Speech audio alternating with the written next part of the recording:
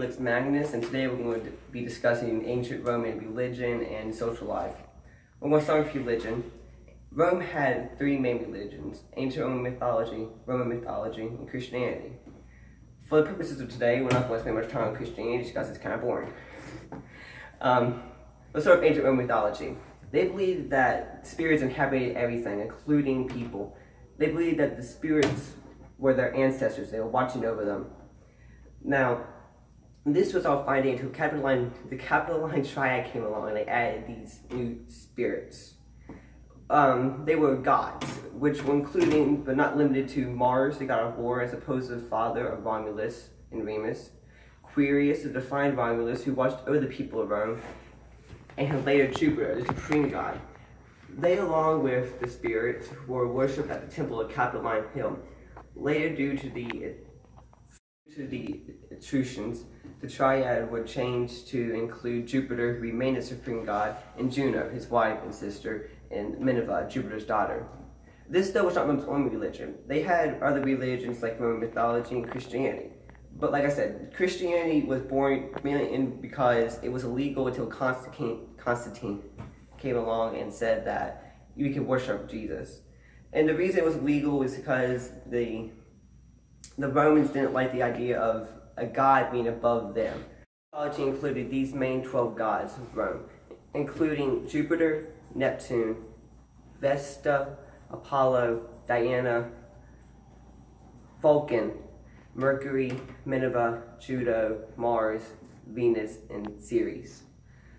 And this religion was accompanied by another aspect of Roman life, which is how their social order was structured. Go. Alright, my name is Briana, and tonight we're going to be talking a little more in depth about the Roman social structure, and this is how it was ordered. And there were two different types of major groups.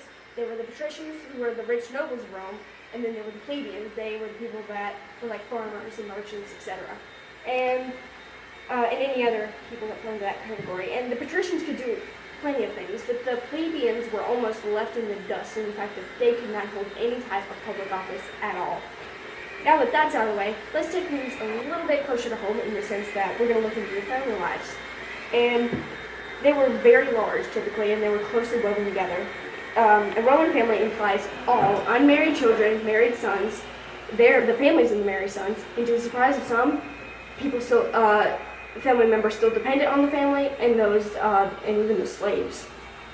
And the top of the pyramid would go to the father, as you would probably expect, and it's his job to control the land and his son's education to make sure he got everything he needed out of it. And if the time would come, he even had to sell off family members, which sounds pretty harsh, I know.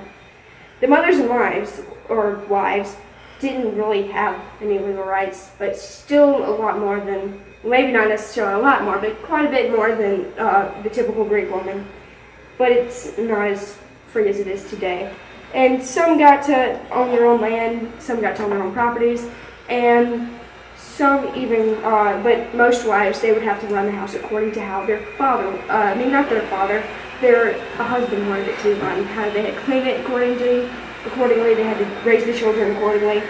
And they valued thrift, discipline, self-sacrifice, as well as devotion to their family and the republic. Good night.